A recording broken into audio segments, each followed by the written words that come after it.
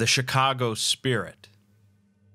Organized crime is a dark yet fascinating aspect of human history, spread across the globe for hundreds of years, from pirates in the Caribbean to the triads of Hong Kong.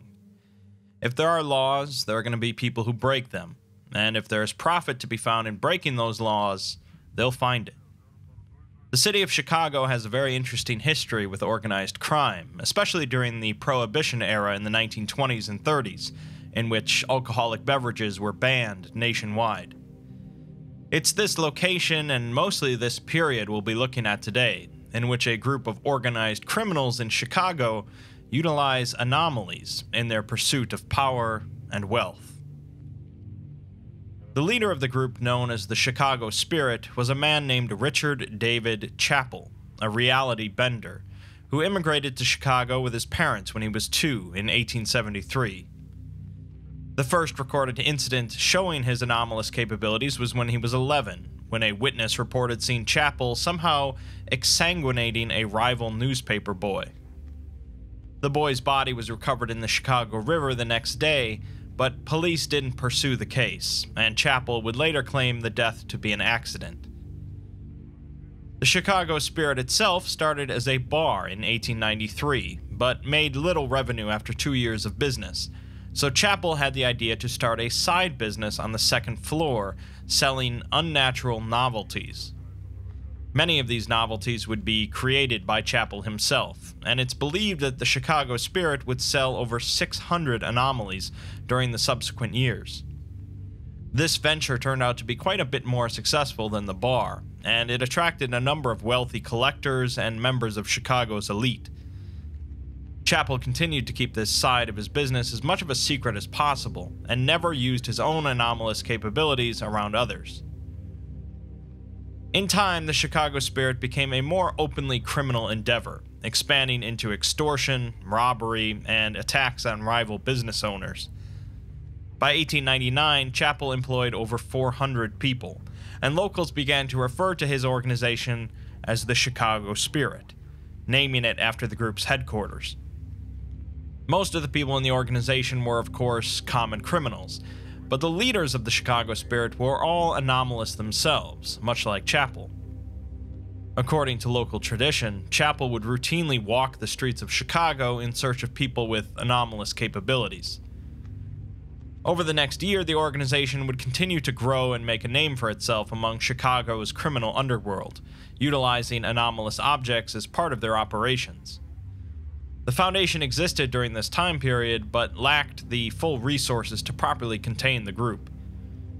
Other criminal groups within Chicago mostly kept their distance from the Chicago Spirit, notably the leader of the Chicago Outfit, Al Capone, who wanted nothing to do with them after witnessing a failed raid against the group. The Chicago Spirit continued to grow throughout the 1920s, controlling a number of speakeasies throughout the country during the Prohibition era.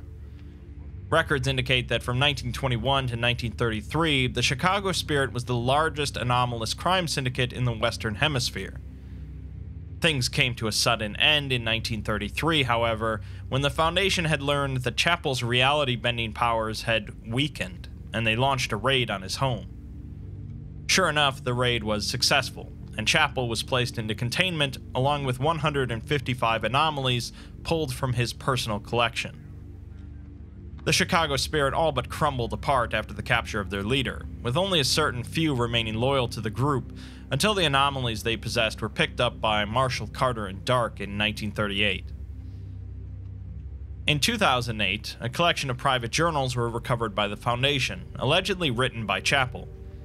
The journals frequently mention a Mr. Knight, who apparently was the actual anomalous individual that made the Chicago Spirit possible, with Chappell possessing no anomalous properties himself. According to Chappell, this Mr. Knight individual had abruptly quit the organization in 1933, changed his name, and fled the country, allowing the capture of Chappell. No other documents exist supporting the existence of this Mr. Knight, but Chappell continued to insist that he was his partner. Let's continue on and take a look at some of the anomalies that the Chicago Spirit have been involved with, now contained by the Foundation. First, we have SCP-2680, which contains 3 different versions of the SCP documentation. I'll have to warn you, though, that this one is pretty disgusting. The first describes it as an anomalous viral disease resembling smallpox, with symptoms including the formation of irregular pustules, inflamed spots, lassitude, and delirium. No known cure for this disease exists, and the pustules that form are quite different than normal. They form on both a subject's extremities and outer bodies, but also in internal cavities, such as livers and intestines. Additionally, the pustules are filled with a greenish mixture consisting of pus and alcohol. These pustules continually swell with fluid until they burst, thus spraying the immediate area around the victim with fluid, which is the primary way by which this disease spreads. Infected patients also tend to chew on their own pustules to cause them to burst, consuming some of the liquid in the process, which they describe as a soothing way to cope with the disease. The fatality rate of SCP-2680 infection is greater than 90%, with death typically occurring after 30 to 50 days, compared to the 10 to 16 days of smallpox victims. Death is caused by the rapid and immediate bursting of all pustules both inside and outside the body, causing the body to explosively rupture. A report from the MTF captain when they first encountered the disease explains that the team was well suited to hearing rumors about awful diseases that turned men into ghouls or dissolved them, so they took their reports with a grain of salt. The reports brought them to a small farming village in Missouri, where they were told that the town doctor was dead from the disease, along with most of the rest of the townfolk. One girl was in quarantine in the clinic, but the rest of her family had fled. The team entered the remains of the clinic, which had largely been burned down, and found a locked trapdoor to the cellar. Breaking the lock, they found the basement filled with scorched human bones, rows of beds blown to smithereens with empty husks of bodies left in the ruins, looking like they were popped balloons. The girl that was still alive was in the far corner of the room, festering in her own filth, riddled with pustules that she was gnawing on. The team tried to communicate with her, but she simply continued chewing on herself, and the team was very concerned that her family that fled was also infected somewhere. The girl died 3 hours later, swelling up before exploding as the team ran. Returning to the basement, they found it covered in blood, pus, and alcohol. They bagged the remains of the body, burned down the rest of the clinic, and left. 2 weeks later, one of the team became infected, despite their precautions, and after 2 weeks in quarantine, he exploded as well. At the time, in 1891, it was estimated that as many as 30% of smallpox victims were actually infected with SCP-2680, and it was recommended that mandated euthanization be the best method for containment. By 1896, however, they had found a cure for 99% of cases, combining alcohol with the secretions of some sort of redacted creature. That was all pretty horrific and disgusting, but this version of the document was marked as erroneous in 1919, leading to the creation of a second version of the document. They learned that the anomaly isn't the disease itself, but a form of alcohol that causes the disease when imbibed. The pustules created by the disease contain more of this anomalous alcohol, which is how it can easily spread. In most other ways, the disease is quite similar to smallpox, although it is not a fatal disease on its own. Victims of the disease develop a chronic urge to pick at and eat their own skin, storing the skin inside of their digestive tract for around 3 to 6 weeks. At this point, the victim will defecate a mass of dead skin in the shape and texture of a glass bottle. They will then proceed to fill this skin bottle with the liquids contained in the pustules, at which point the victim will seem to recover from the disease. The victims will be under the delusion that this practice will cure them of the disease, but symptoms return after 24 hours. They also believe that the liquid from the pustules can cure the illness, and seek to spread it to as many people as possible. In 1918, an infected employee at a distillery in Minnesota contaminated the entire plant with 2680, spreading the disease to the neighboring towns. 453 people had to be euthanized, and much of the region was incinerated by the Foundation to contain the situation.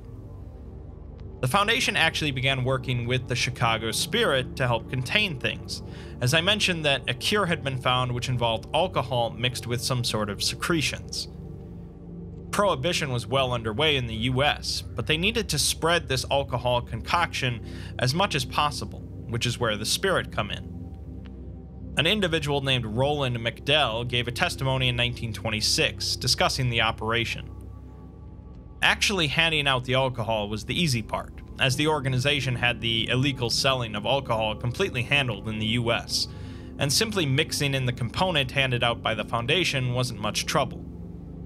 The trouble was from the fact that word went around about the Chicago Spirit working with the authorities, with the Foundation basically seeming like a government agency. It took a long time to even convince the members of the Chicago Spirit to go along with it, let alone the people at all the speakeasies. For a while, they simply brought in alcohol from Canada and laced it with the component from the Foundation, rather than brewing the concoction from scratch. It seems that around this time, the spread of SCP-2680 was truly rampant among those that drank alcohol illegally, and so it didn't take long for people to figure out that only those drinking a certain brand from the Chicago Spirit were not getting infected. That's when the competition became interested, none of which were as big as the Chicago Spirit, but each could be a threat. A number of these competitors involved anomalous individuals themselves, and when the Chicago Spirit teamed up with the Foundation, they really became aggressive. According to Roland, however, magic don't mean squat when you're staring down the barrel of a Thompson. A raid by a group Roland refers to as the Leadheads, possibly connected to the Church of the Broken God, left 12 of the Chicago Spirit members dead. In retaliation, they launched a counter-raid led by Chappell himself, which involved dumping a barrel of acid over their leader's body, melting him completely. They turned his remains into trophies for their bars in order to send a message. Roland also says this as a message to the Foundation, that if they try and pull something on the Chicago Spirit will pull right back. Things seemed rather under control then, with the Foundation handling the anomalous ingredient that prevented the virus from spreading, and the Chicago Spirit handling the alcohol transactions.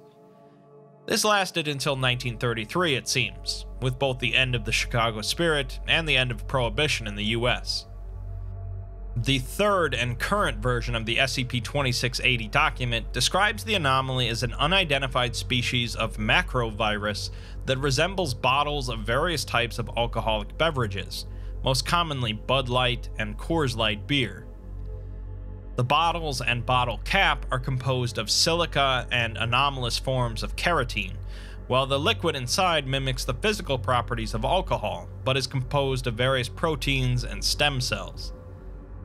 The liquid causes intoxicating effects similar to alcohol, but also causes the imbiber's esophageal tract to widen and converts excess esophageal tissue into specialized glands that produce the 2680 fluid. Infected individuals also pick at and eat their skin, gradually consuming the skin around their digits, limbs, and torso. After 6 weeks, they will regurgitate consumed tissue in the form of a bottle, and fill it with regurgitated 2680 fluid. Once they have produced 6 filled bottles, they will start the process again. They will also experience anterograde amnesia, believing the bottles to be store-bought alcohol.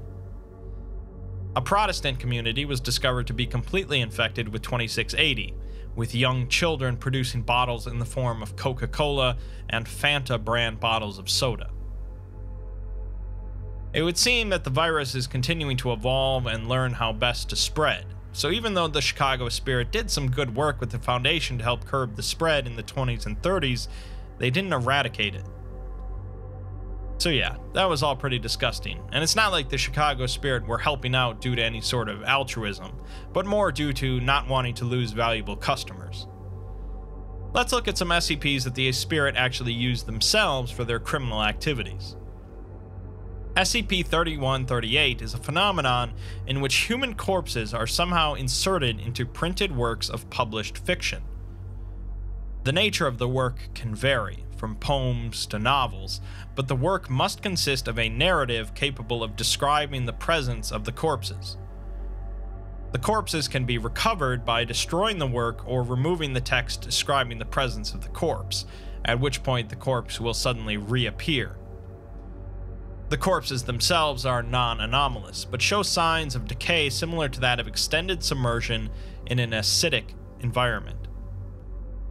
A paperback copy of Great Expectations by Charles Dickens includes a section in which two characters pass through a room in which three smartly dressed corpses are hung up on the bare walls, their attire dark and unusual.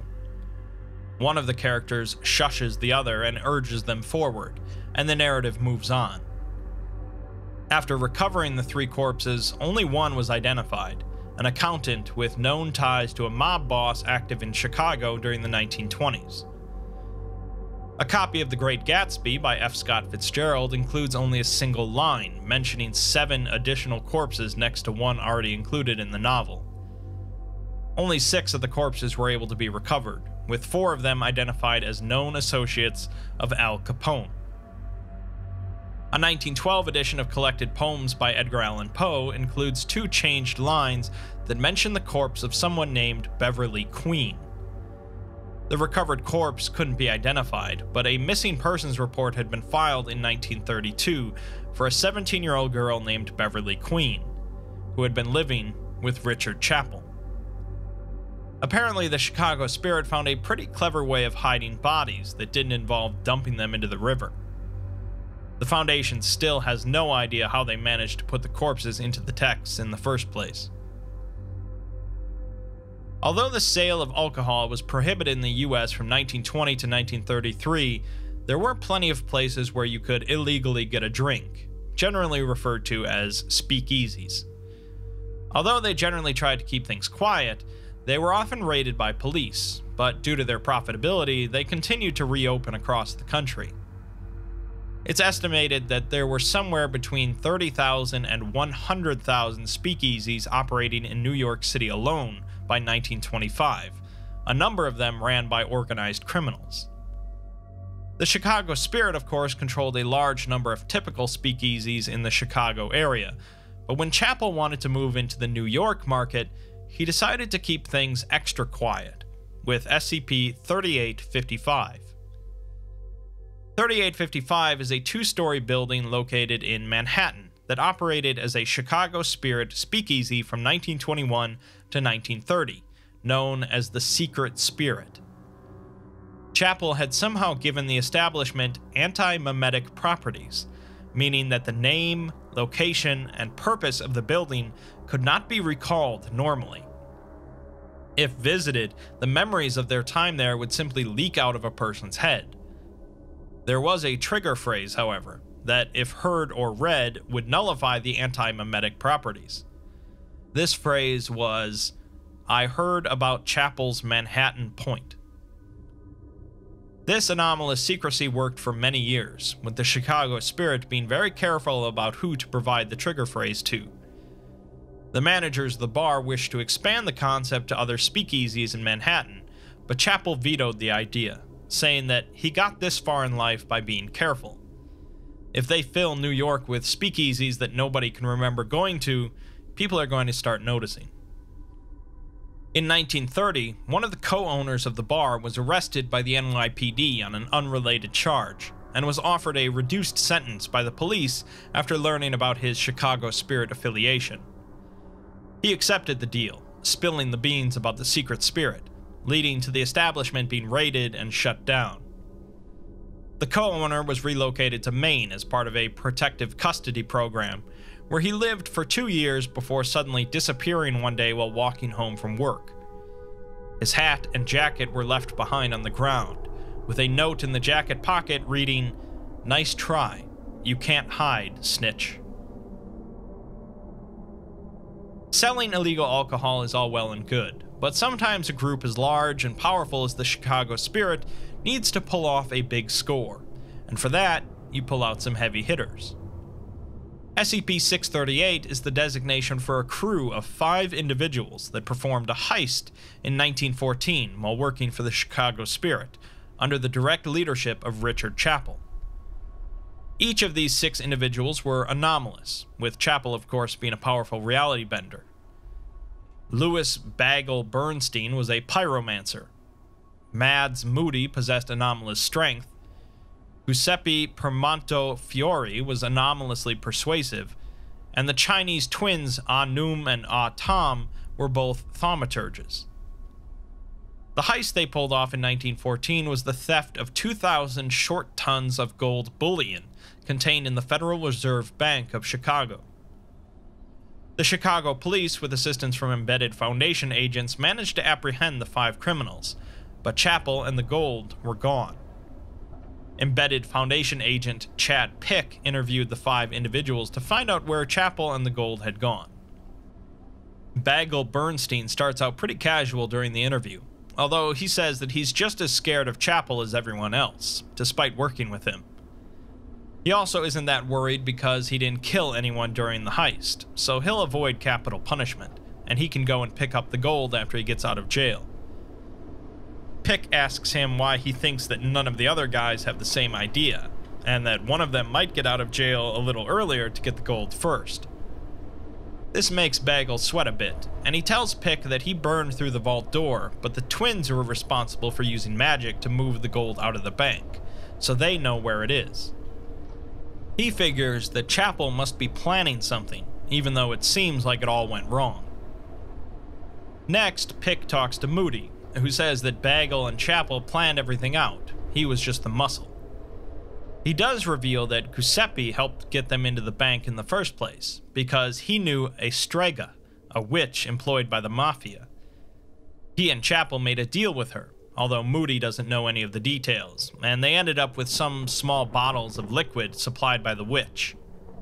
Apparently, if they drank this liquid, everyone else would think they were bank guards, until they did something to make them think otherwise. Moody doesn't really know much else, although he doesn't trust Bagel or Giuseppe. He believes that Chappell was never actually in the bank with them in person, probably using some sort of anomalous ability to just appear that way. After they burned through the vault, he disappeared into thin air, and they were soon after surrounded by cops.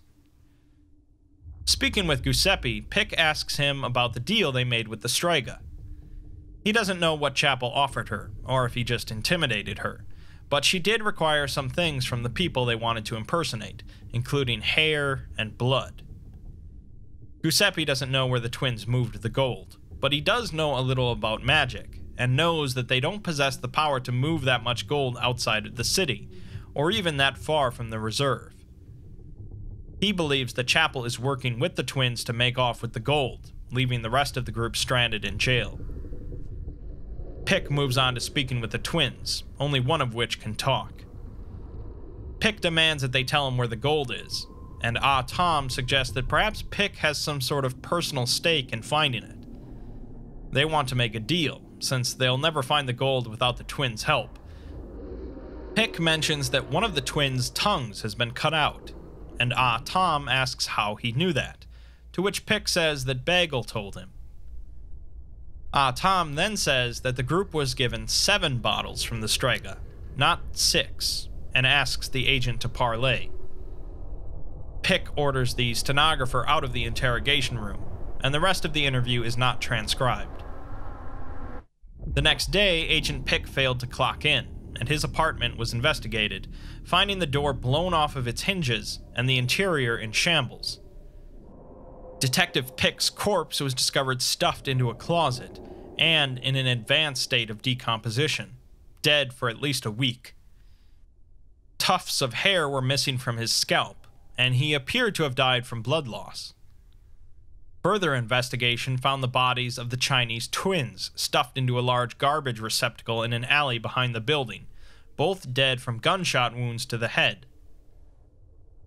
What happened here was that in addition to the 6 bottles they were given from the Strega to allow the 6 of them to masquerade as bank guards, a 7th vial was given to Chappell to allow him to secretly masquerade as Agent Pick. After they entered the vault together, Chapel disappeared and reappeared as Agent Pick, unbeknownst to the group. He then conducted interviews with them in disguise, partially to determine if any of them would snitch on him, but mostly to determine where the twins hid the gold. After the twins realized who Pick was, they made a deal with Chapel off the record, but once Chapel had the gold, he murdered both of the twins. The Chicago Spirit is just another interesting and unusual aspect of the SCP universe, taking something that is normally a mundane aspect of human history and making it extraordinary. Gangsters during the Prohibition era are fascinating enough to warrant plenty of fictional and non-fictional works, but adding in that secret spice of SCP to the mix just makes things even more exciting. The Chicago Spirit, like every other group of interest in the SCP universe, is a work in progress, with more and more entries being added about them as time goes on. They are technically a defunct group nowadays, although there's talk of a resurging group known as the Chicago Spectre that's following in their footsteps. For now, though, I hope this has been an interesting look at one way that normal modern history can be made quite paranormal.